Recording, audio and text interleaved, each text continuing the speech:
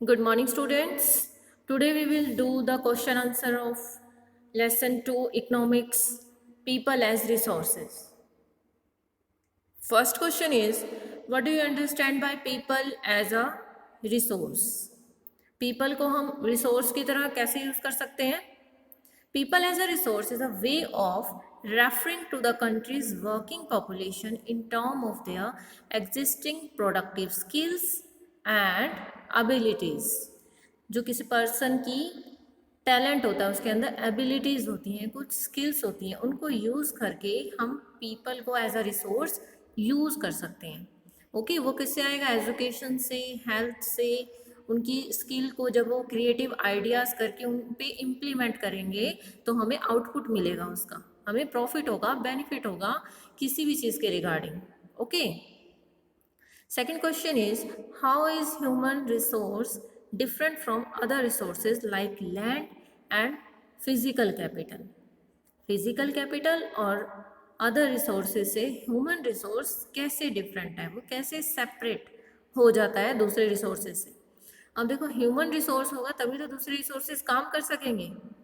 अगर in physical capital, land, इनमें से अगर एक भी रिसोर्स ना हो तो ह्यूमन रिसोर्स क्या करेगा? अदर रिसोर्सेज को कलेक्ट करके उनसे काम लेगा. तो अगर ह्यूमन रिसोर्स ही नहीं होगा तो बाकी रिसोर्सेज ऐसे ही पड़े रहेंगे. So human resources is very important. Human resource makes use of other resources like land and physical capital to produce an output. The other resources can't become useful on their own. This is the reason why human resource is considered to be superior to the other resources. Third question is, what is the role of education in human capital formation? Education का क्या role है अब capital formation में? देखो, education is very important. अगर किसी person के पास education है तो उसको नॉलेज होगी, वो असेट बन जाएगा. एक एजुकेटेड पर्सन एक असेट बन जाएगा किसी भी कंट्री के लिए. उसकी प्रॉपर्टी होता है एक पर्सन, एक एजुकेटेड, एक हेल्थी पर्सन. ओके, उसके रिगार्ड वो क्या कर सकेगा? कंट्री को बेनिफिट ही देगा. एक हेल्थी और एजुकेटेड पर्सन, अगर उसको एम्प्लॉयमेंट मिल जाती है, नहीं भी मिलती है तो अपना क्रिएटिव बिजनेस करके कंट्री को प्रोग्रेस करेगा ही. ओके, क्योंकि education enhance the quality and quantity of individual productivity. उसके प्रोडक्टिविटी को एनहांस करेगा, इंक्रीज करेगा.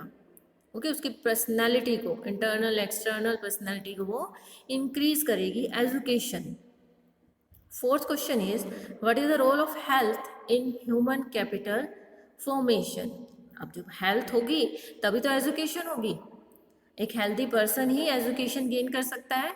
सो health plays an important role in human capital formation. A healthy person is more likely to realise his full potential and can become an asset for the economy. An unhealthy person is less likely to realize his potential and can become a liability for the economy. Okay. Fifth question is, what part does health play in an individual working life? Health क्या play करती है एक person की life में? देखो, पहला सुख निरोगी काया. बोला तो जाता है अगर आपकी हेल्थ ही नहीं है तो आप किसी भी चीज़ का स्वाद ले ही नहीं सकते. ओके, लाइफ को आप एंजॉय कर ही नहीं सकते अगर आप हेल्दी नहीं हो. तो आप अपनी हेल्थ की तरफ प्रॉपर ध्यान देंगे सभी. So the health of an individual helps him to realize his potential and also gives him the ability to fight illness. एक हेल्दी पर्सन ही एजुकेशन गेन करके, या अगर उसके पास एजुकेशन भी नहीं है तो एक हेल्दी पर्सन अपनी स्किल्स, अपनी एबिलिटी, अपनी मेंटेलिटी से कोई भी आइडिया क्रिएट करके, क्रिएटिविटी से क्या कर सकता है? बिजनेस कर सकता है या कंट्री को प्रोग्रेशन पे भी लेके जा सकता है. Okay. Sixth question is, what are the various activities undertaken in the primary sector, secondary sector and tertiary sector? Primary sector क्या होता है? जो नेचुरल रिसोर्सेज से रिलेटेड होता है. Okay, for example forestry, agriculture, fishing, animal husbandry, farming, mining. तो ये सब क्या आते हैं? नेचुरल रिसोर्सेज से रिलेटेड है. यानी सबसे पहला काम रॉ मटेरियल टाइप जो चीज़ें होती हैं वो किस में आती हैं? प्राइमरी सेक्टर में. Second is secondary sector. Secondary sector is like raw material को आउटपुट में चेंज करने के लिए जो भी प्रोसेसिंग होती है, मैन्युफैक्चरिंग होती है, वो क्या होती है, सेकेंडरी सेक्टर में होती है. ओके, टेरिशरी में tertiary is related to services. Services मिलती हैं जहाँ पर, for example education, trade, transport, communication, banking, insurance. यहाँ पर क्या मिलती है, हमें सर्विसेज मिलती हैं. सर्विसेज के बदले में हम उन्हें पेमेंट करते हैं. Okay. Seventh is what is the difference between economic activities and non economic activities. Economic activities क्या होती है, जिसमें मार्केट वैल्यू में ऐड होती है कोई वैल्यू. ओके, मार्केट एक्टिविटीज़ कहलाती है इकोनॉमिक एक्टिविटीज़, जैसे प्रोडक्शन फॉर पे और profit. Okay, non economic activities क्या होती हैं, जो सेल्फ कंजप्शन के लिए होती हैं. अगर हम अपने लिए कोई काम कर रहे हैं तो वो मार्केट वैल्यू में ऐड नहीं ना हो रहा, तो that is called non market activities. Market activities में क्या आ जाएगा, जैसे गवर्नमेंट जॉब करना, प्राइवेट जॉब करना, अपना बिजनेस चलाना जिससे मार्केट में पैसा आ रहा है. ओके, मार्केट में आप अपनी सर्विसेज प्रोवाइड करके पेमेंट ले रहे हैं, that is called economic activities.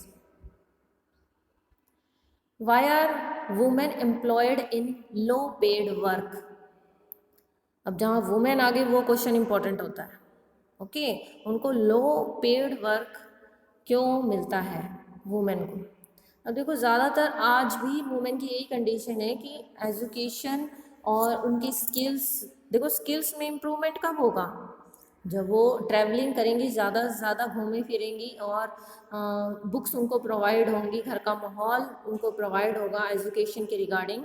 But ये आजकल आज भी नहीं उनको मिल रहा है, तो वो सेल्फ ही मना करती हैं कि डिनाई कर देती हैं फॉर एजुकेशन और necessary skill to become worthy contributors to the national income. So इसका रिज़ल्ट क्या आता है कि वुमेन एजुकेशन लो होती है तो उनको एम्प्लॉयमेंट लो पेड पर ही रखता है. एम्प्लॉय उनको, यानी उनको जॉब वगैरह मिलती है वो लो सैलरी पर ही मिलती है. Ninth question is how will you explain the term unemployment. Unemployment क्या होता है, देखो एक ऐसी सिचुएशन जिसमें पीपल वर्क करना चाहते हैं, उसमें एबिलिटी भी है, बट फिर भी उसको प्रेजेंट वेजेस पर जॉब नहीं मिल रही, that is called unemployment. Okay. 10th question is what is the difference between disguised unemployment and seasonal unemployment. Disguised unemployment क्या होती है, मान लो एक स्कूल में 50 टीचर्स रखे हुए हैं और काम है ओनली 30 का, तो 20 is disguised unemployment.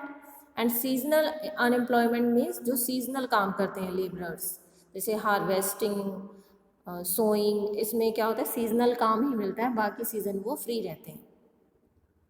11th question is why is educated unemployment a peculiar problem of India. Educated unemployment is a situation where a number of youth with matriculation, बहुत ज़्यादा, देखो हर ज़्यादातर पर्सन पीपल हमारी कंट्री में कैसे हैं, ग्रेजुएट हैं, और वो क्या है, अनएम्प्लॉय हैं. तो ये तो एक प्रॉब्लम होगी कि ज़्यादा लोग, कम लोग कमा रहे हैं और ज़्यादा लोग फ्री बैठे हैं, तो that is a peculiar problem of India. Okay. 12th question is in which field do you think India can build the maximum employment opportunity. अब ज़्यादा हमारी 80% 70% जो पॉपुलेशन है वो किस पे डिपेंड है, एग्रीकल्चर पर. ओके, जो ज़्यादा लेबर को एब्जॉर्व किए हुए हैं अपने अंदर, तो इसमें इंडस्ट्रीज़ पे भी डिपेंड है, तो इसमें हम कह सकते हैं कि ज़्यादा एम्प्लॉयमेंट अपॉर्चुनिटीज़ हैं. Okay. 30th question is can you suggest some measures in the education system to mitigate the problem of the educated unemployed. अब एजुकेशन अनएम्प्लॉयड को ओवरकम करने के लिए कुछ सजेशन देने हैं. देखो हमें इसके लिए सजेशन क्या हो जाएंगे कि एजुकेशन अच्छी होनी चाहिए. अब हमारी गवर्नमेंट चेंज भी कर रही है एजुकेशन सिस्टम, नेक्स्ट ईयर्स देखो, है ना. So create a sort of screening process whereby each individual chooses subject that suit his or her abilities. तो उसके अकॉर्डिंग अब यही अपॉर्चुनिटीज़ आएंगी नेक्स्ट जो एजुकेशन सिस्टम आएगा हमारी कंट्री में तो उसकी अपॉर्चुनिटीज़ ज़्यादा से ज़्यादा उससे मिल पाए लोगों को, हम यही होप करते हैं। 14th क्वेश्चन आप लोगों को नहीं करना है। 50th question is which capital would you consider the best? Land, labour, physical capital and human capital, why? अब आपने सब सारा चैप्टर पढ़ लिया है, सारे क्वेश्चन भी पढ़ लिए हैं। As you may be you know very better that physical capital is not important. Human capital makes use of the other resources, so human capital is important from all of these capital. Okay, so hope you understand this chapter. Write down this chapter in your fair notebook. We will meet in next video. Till then, keep learning at your home, students. Bye bye all of you, take care.